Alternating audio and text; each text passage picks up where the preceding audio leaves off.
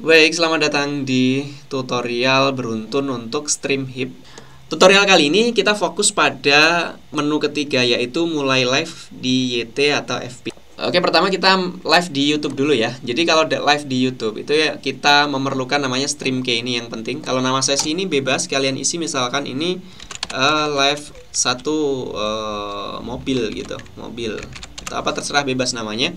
Kemudian pilih videonya, ini video yang mau kalian live kan itu yang mana. Kemudian di YouTube kita masuk ke YouTube ya. Di YouTube di sini kalian pastikan channelnya sudah pas gitu. Kemudian di bagian buat, ini kalian bisa langsung masuk ke live streaming. Kalau belum ada ya kalian masuk dulu ke YouTube Studio. Kalau sudah ada bisa langsung ke live streaming seperti ini.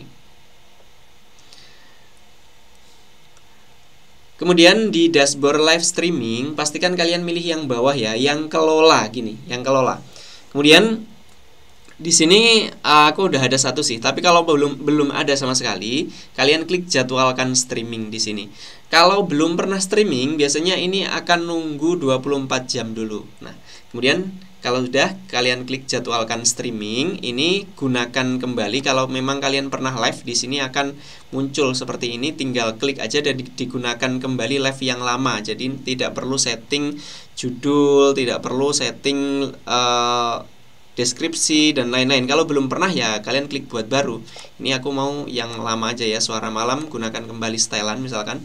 Jadi kita tidak perlu nyetel lagi judul, deskripsi, kemudian kategorinya apa, thumbnailnya apa gitu, playlist segala macam.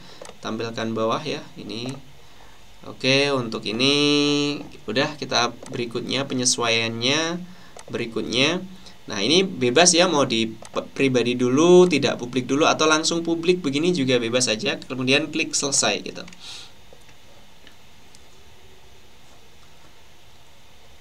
Nah, di sini yang penting itu di bagian kunci streaming atau stream key, ini yang kita cari. Jadi satu live ini kita memakai satu stream key seperti ini. Nah, kalau belum pernah live biasanya stream key-nya itu pakai yang ini nih, yang default biasanya. Jadi di sini itu kunci streamingnya itu default, cuma ada satu. Nah, kalau kalian mau live lebih dari satu, maka kalian buat kunci streaming baru. Misalkan untuk live kedua gitu, live 2, langsung aja buat gini. Nah, jadi di sini aku sudah punya beberapa stream ya. Nah, ini kalian mau bebas pakai yang mana? Misalkan aku tadi API, aku pakai API. Begini, kalau sudah stream key-nya tinggal salin aja. Ini beda-beda soalnya. Ini API. Misalkan gawe 1, kalian bisa lihat ya. Nanti ini beda-beda kan. Ini yang membedakan antara live 1 dengan lainnya. Kemudian sini aku pakai API, klik salin, kemudian di Streamhip ini kalian paste aja stream key-nya di sini. Kemudian ini benar YouTube ya. Klik mulai live gitu. Nah, berhasil live dengan sesi live 1 mobil gitu. Kalau sudah berhasil live, dia akan masuk ke sini nih. Ini live 1 mobil mulai Selasa pukul 18, berhentinya manual, artinya manual itu berarti dia tidak terjadwal gitu. Kemudian kita cek di sini nih, seharusnya ini, nah ini ada koneksi bagus ya. Oh, ini sudah otomatis streaming, tadi belum kita bahas ya. Oke, kita bahas dulu ya. Kita balik dulu. Di sini nih kita bahas. Di ini aku ada satu jadwal lagi yang lain. Nah, ini juga pakai API, makanya akan terjadi kunci streaming duplikat seperti ini. Maka ini kunci streamingnya harus kalian ganti. Jangan pakai API. Misalnya aku pakai gawe 1 ya. Nah, kalau aku ganti di sini nanti koneksinya terputus. Biar streamingnya itu cuma untuk yang tadi. Nah, kita bahas dulu di sini. Ada aktifkan mulai manual di sini. Kalau kalian aktifkan seperti ini misalkan ya. Nanti ketika di sini kalian klik mulai live, sudah mulai live, dia otomatis live seperti tadi gitu. Nah, kalau sudah mulai live ini tidak bisa lagi dinonaktifkan. Atau ketika sudah ada kiriman data, kita sudah tidak bisa lagi nyetel mulai otomatis ini. Kemudian berhenti otomatis ini kalau kita aktifkan, misalkan di Streamhip ini live-nya kita hentikan, misalkan ini kita stop begini, maka di sini otomatis berhenti live-nya. Kalau dinonaktifkan seperti ini, ketika kita kehilangan streaming, di sini stop sudah.